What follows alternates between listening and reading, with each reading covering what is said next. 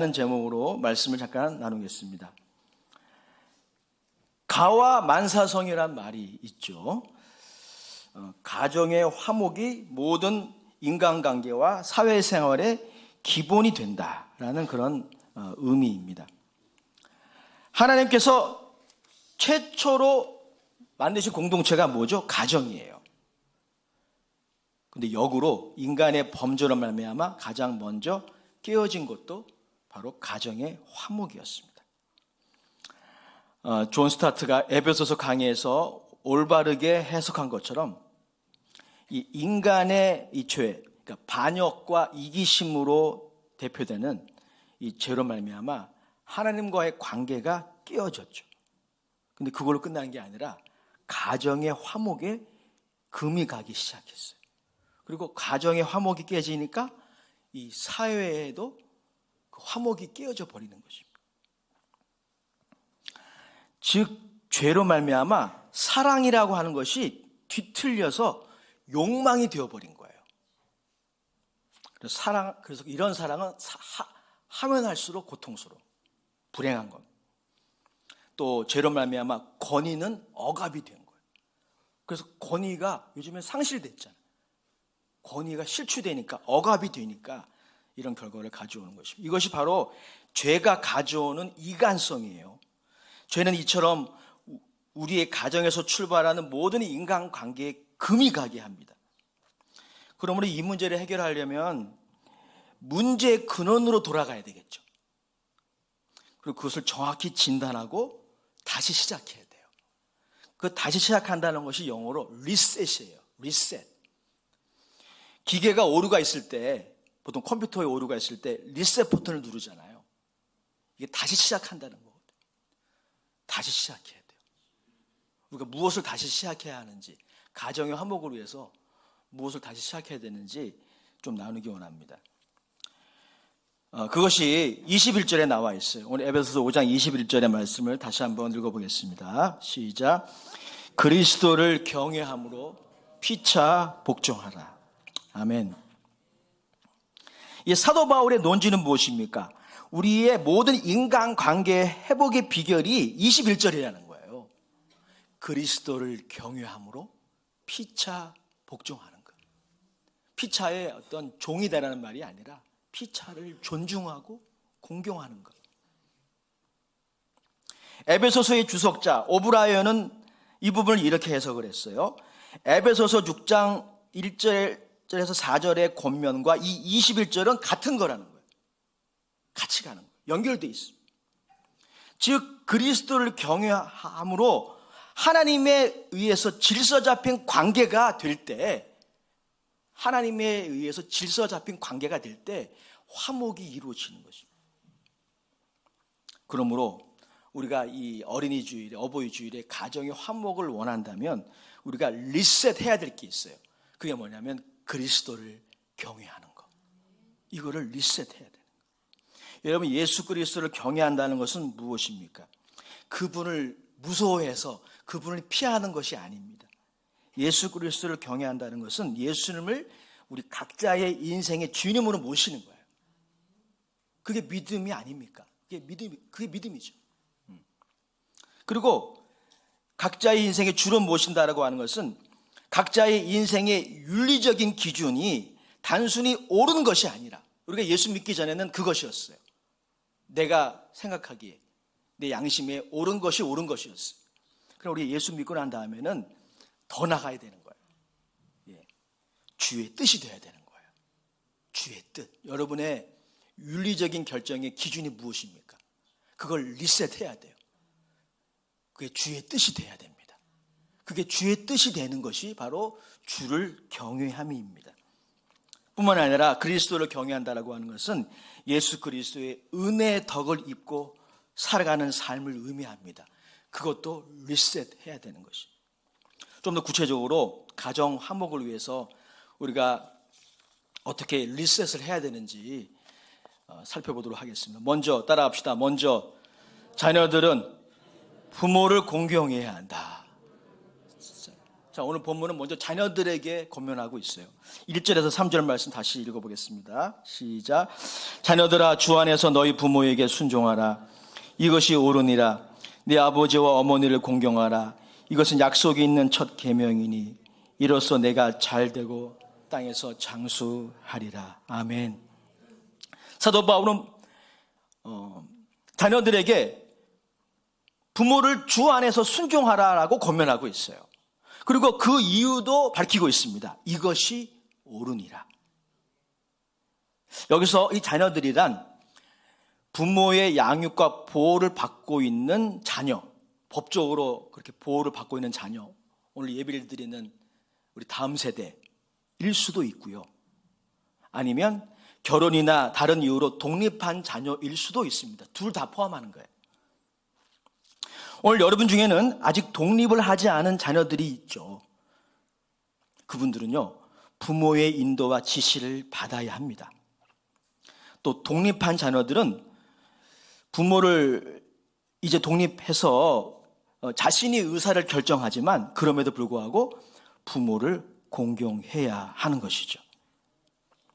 여하튼 본문에 따르면 자녀들이 부모에게 효해야 하는 이유는 일반적으로 도덕적으로 옳기 때문만이 아니라는 거예요.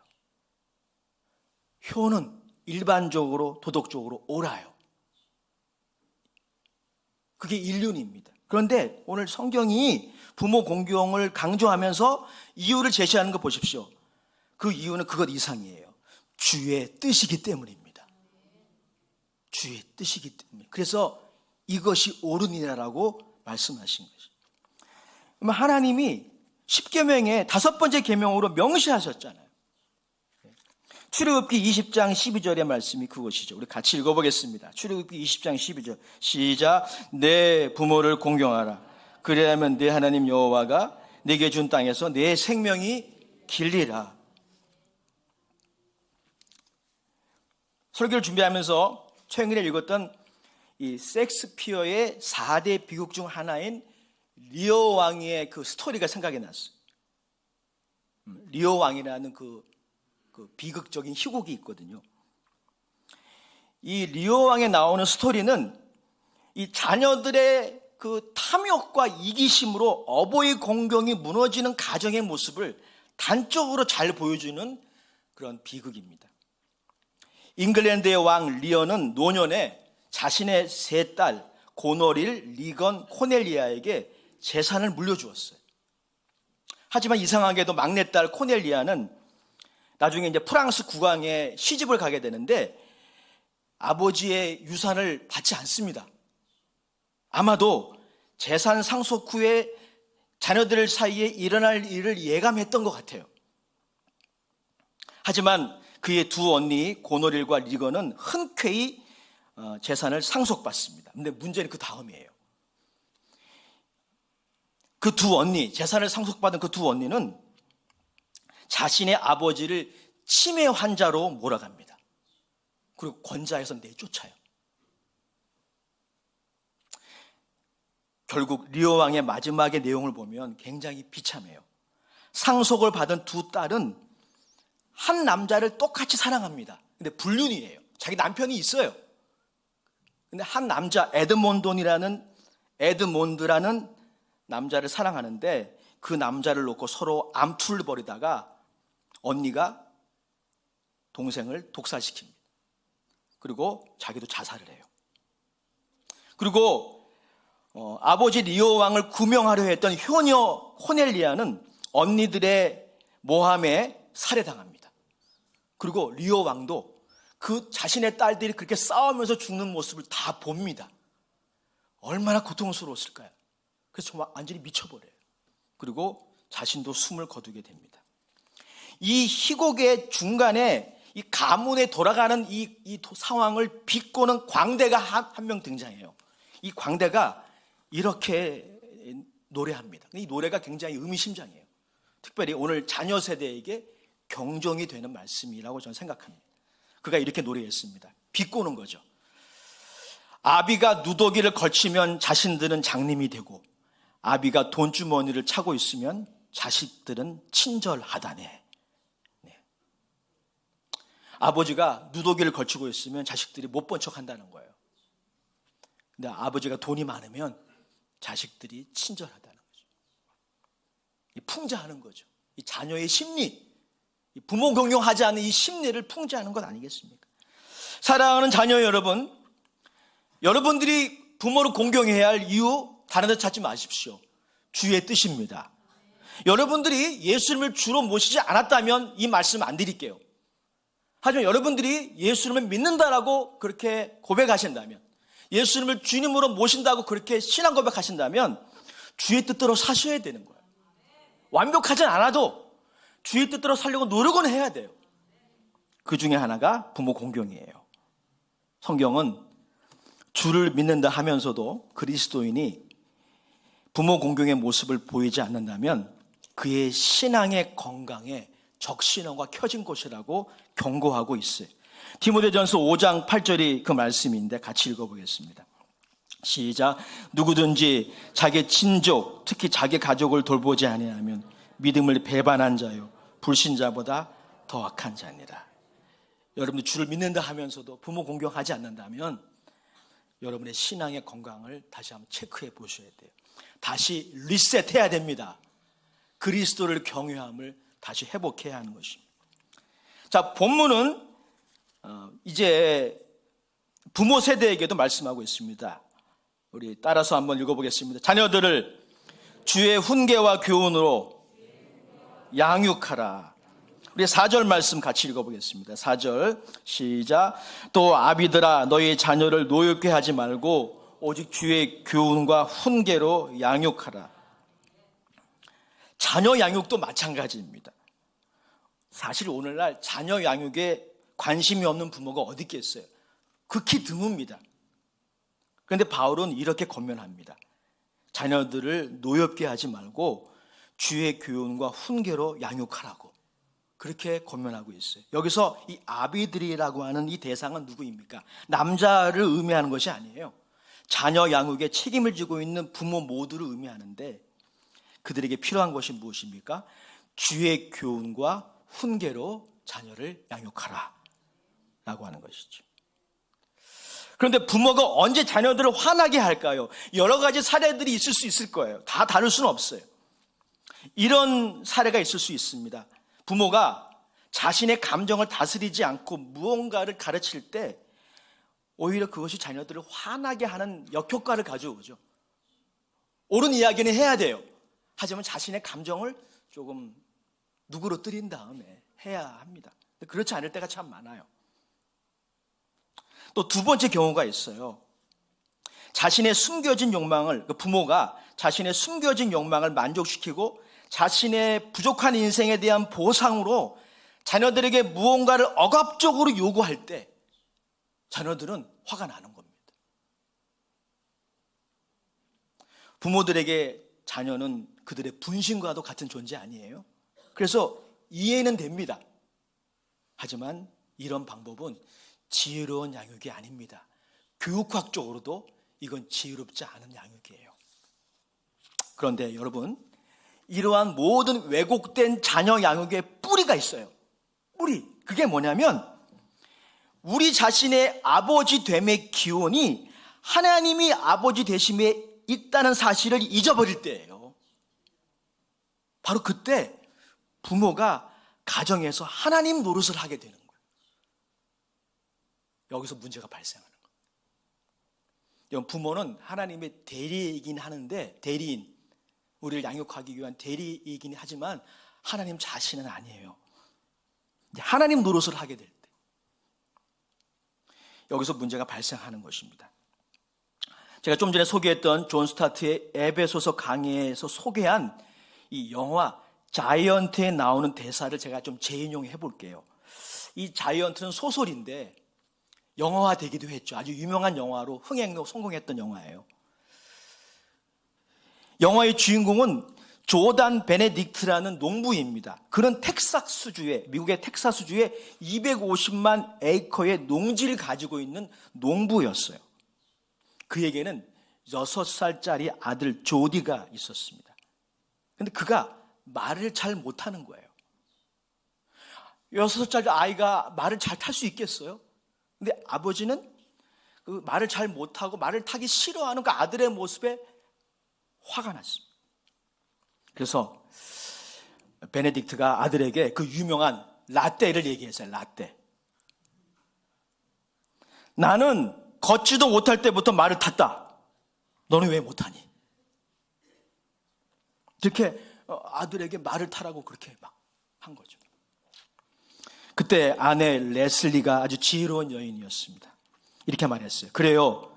당신은 말을 잘 탔죠. 하지만 그건 당신이죠.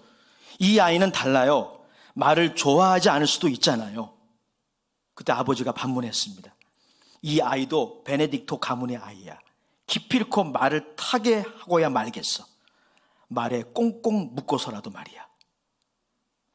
이때 아내의 대사가 명대사입니다. 오늘 같이 나눌 말씀과 이게 연결되어 있는 것 같아요. 그가 이렇게 말했어요. 당신은 너무 오랫동안 하나님 노릇을 해왔어요. 그래서 세상을 자기 마음대로 움직일 수 있다고 생각하는군요. 그 아이는 당신 것도 우리 것도 아니에요. 그 아이는 자신이라고요. 의미심장한 이야기예요. 부모의 나름대로의 자녀에 대한 비전과 또 애정이 있다고 하더라도 여러분, 오늘 에베소서 5장 21절에 이 태도를 리셋하지 않으면, 그래서 부모가 계속해서 가정에서 하나님 노릇을 하려고 한다면 그 결과는 좋지 않습니다. 그래서 바울은 우리들에게 권면하고 있는 거예요. 부모님들에게 권면하고 있는 겁니다. 주의 교양과 훈계로 양육하라. 여기에 균형 잡힌 양육의 비결이 있습니다. 종교개혁자 존 칼빈은 에베소서 강해, 이 본문 강해에서 이렇게 말했어요. 들어보시기 바랍니다. 자녀를 향한 부모의 태도는 한편으로는 온화하게, 그리고 한편으로는 사려 깊어야 한다. 그래야 자녀들이 타락하지 않고 주를 경유하는 방향으로 인도받을 수 있다. 에베소서의 주석의 저자 오브라이언도 이렇게 말했어요. 들어보시기 바랍니다. 그리스도인들로서 부모들은 그들의 자녀들에게 신사적이고 인내심이 많은 교육자이어야 한다. 그리고 그들의 양육의 무기는 그리스도에 대한 충성에 초점을 맞춘 교훈이다. 즉 여러분, 이러한 전문가들의 해석의 근거로 하면 무엇입니까? 최고의 자녀 양육의 무기라고 하니까 좀 그렇긴 한데 비결은 뭐냐면 부모 자신이 그리스도를 경외하는 거예요. 자녀들이 다 봅니다. 우리 중고등부 학생들 때론 예배 드릴 때 보면 막 고개 숙이고 있고 게임하는 것 같고 핸드폰 하는 것 같잖아요. 다 듣고 있어요. 그렇죠? 근데 오히려 어떻게 보면 어른들이 아멘은 하는데 딴 생각하고 있는 경우가 많아요. 아이들의 뇌는 스펀지와 같다 그러잖아요. 다 듣습니다. 여러분들이 그리스도를 경외하는지 다 봐요. 대충 압니다. 정확히 알진 못하겠지만 거기에 영향을 받아요. 그래서 여러분, 자녀 양육의 최고의 비결은 부모 자신이, 저와 우리 여러분들이, 우리 기성세대가 예수 그리스도를 주로 모시고 그를 경외하는 삶을 리셋해야 돼요. 오늘 이 시간, 그런 시간 되시길 축원합니다. 종합적으로 볼 때 우리가 리셋해야 할 모습은 무엇입니까? 주 안에서의 삶입니다. 우리 6장 1절 말씀 같이 읽어보겠습니다. 시작. 자녀들아, 주 안에서 너희 부모에게 순종하라. 이것이 옳으니라. 4절 말씀입니다. 또 아비들아, 너희 자녀를 노엽게 하지 말고 오직 주의 교훈과 훈계로 양육하라.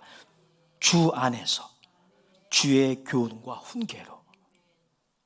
사실 제가 이렇게 말씀을 드리지만 가정의 화목의 길은 결코 쉽지 않습니다.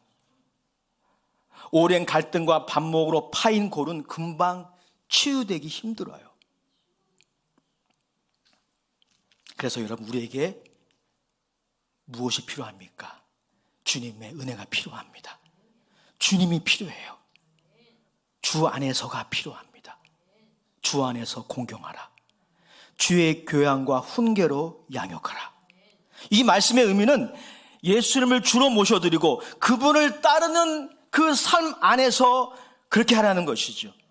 이 구절은 부모나 자녀가 하나님을 섬기는 일에서 우리를 이탈하게 하는 것을 순응하거나 허용할 수 없다는 그런 의미이기도 해요. 우리의 부모가 예수님을 믿고 따라가는 것을 금지하신다는 것조차 따라갈 수는 없는 거죠. 그런 의미이기도 합니다. 하지만 더 근원적인 의미가 있어요. 주 안에서의 의미는 무엇입니까? 우리의 가정에 예수님이 그분의 십자가를 통해 이루신 그 화목의 은혜가 임해야 합니다. 임해야 돼요. 가정 화목이 어떤 원리를 좀 적용해서 되는 게 아니에요. 우리 해봤잖아요. 신앙의 자녀를 키우려고 하는 열망이 우리에게 왜 없겠어요?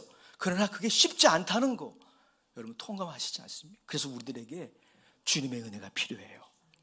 여러분 주님의 은혜 정말 이 시간 다 다루기 너무나 많은 것이 있지만은 오늘 우리 가정 가운데 임하기 원하는 주님의 은혜가 있어요. 그게 뭐냐면 바로 화목의 은혜입니다. 예수님은 하나님 아버지와 우리 사이에 죄로 말미암아 생긴 모든 원수 맺는 거 얼마나 무서운지 몰라요. 여러분 지옥을 가득 차고 있는 거는 그겁니다. 원수 맺는 거. 아마 지옥에 가면 그걸로 충만할 거예요. 그게 죄가 가져오는 이간성이에요. 하나님과 우리 사이에 그게 만들어진 거예요. 그리고 사람과 사람 사이에 만들어진 거 아닙니까? 그런데 예수님이 십자가에서 그 모든 원수 맺는 것을 소멸해 버리셨어요. 그게 바로 복음입니다. 그 기독교의 그게 고린도서서 1장 20절 말씀 우리 같이 한번 큰 소리로 읽어보겠습니다. 시작. 화평을 이루사 만물 곧 땅에 있는 것들이나 하늘에 있는 것들이 그로 말미암아 자기와 화목하게 되기를 기뻐하십니다. 아멘. 여기에 우리가 리셋해야 할 것이 있는 거예요. 그것이 뭐냐면 가정의 화목을 위해 우리는 예수님이 모든 원수 맺는 것을 소멸하시고 십자가로 이루신 그 화목의 은혜를 덧입어야 돼요. 이 은혜가 여러분들의 있기를 주의 이름으로 축원합니다. 우리 가정에 예수님을 주인으로 모셔야 돼요. 우리 각자가 예수님을 주인으로 모시고 그를 경외함을 회복해야 됩니다. 바로 그때 단순히 마지못함이나 의무가 아니라 기쁨과 자원함으로 부모를 공경하게 되고 자녀 양육에 헌신하게 되는 것입니다. 바로 거기에 예수님의 화목의 은혜가 우리 가정에 임할 때 십자가의 피로 단번에 이루어주신 그 화목이 우리의 가정에 임할 때 가족 간에 주고받은 상처와 아픔의 용서와 치유가 바로 거기에서 출발하는 거예요. 그리고 거기에 축복의 약속이 있어요. 그 축복의 약속이 바로 2절 3절입니다. 우리 같이 읽어보겠습니다. 에베소서 6장 2절 3절 시작. 내 아버지와 어머니를 공경하라. 이것은 약속이 있는 첫 계명이니 이로써 내가 잘되고 땅에서 장수하리라. 아멘. 사랑하는 성도 여러분, 결론입니다. 이 땅의 삶이 전부는 아니지만 하나님은 이 땅에서 여러분들이 잘되고 장수하기를 원하십니다. 그리고 그 비결은 화목이에요. 화목. 부모 공경이 이루어지고 성경적인 자녀 양육이 이루어질 때 이 화목이 이루어지게 되는 것입니다. 육선이 가득한 음식과 해외여행을 즐기는 것에 여러분 이 화목이 꼭 있지는 않아요. 혹시 이 화목을 잃어버리셨다면 우리 모두 다시 리셋해야 될 것이 있습니다.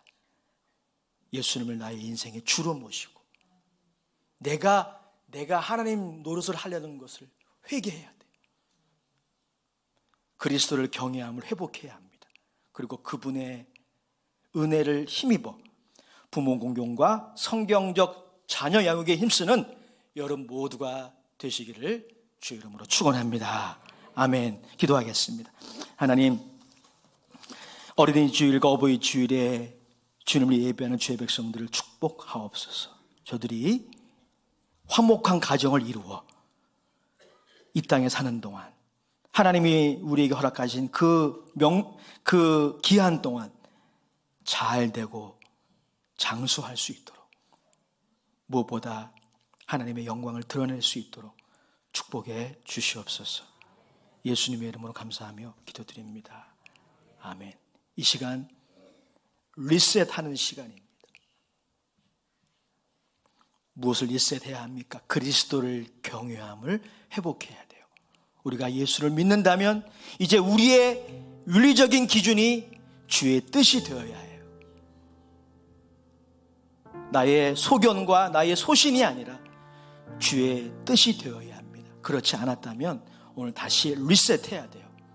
그래서 부모 공경이 이루어지고 성경적 자녀 양육이 우리 가정이 이루어져서 화목한 가정이 더욱 되기를 원합니다. 무엇보다 예수님이 십자가에서 이루신 모든 원수 맺는 것을 소멸하신 그 화목의 은혜를 덧입기 원하오니 주님 우리를 도와주시옵소서. 우리 이렇게 우리 말씀을 생각하며 기도하실 때 우리 성찬위원들은 등단에서